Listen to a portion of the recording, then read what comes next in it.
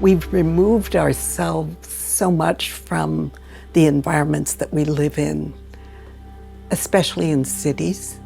And I really have this aspiration to try and allow people to understand or connect with the natural systems and infrastructure that support their lives.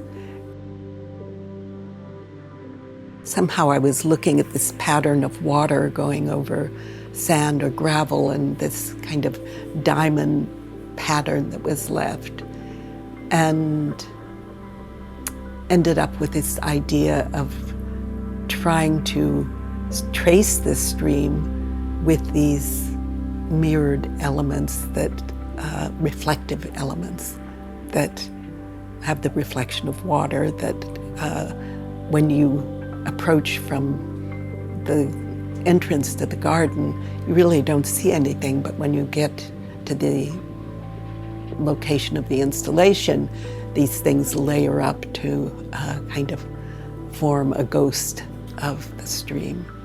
And then there's a mirror at either end that allows that image of the stream to continue.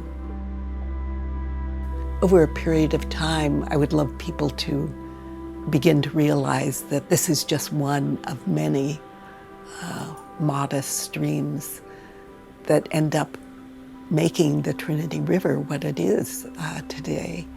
And even though they're buried, they're still there, impacting what people's lives are like day to day in Dallas.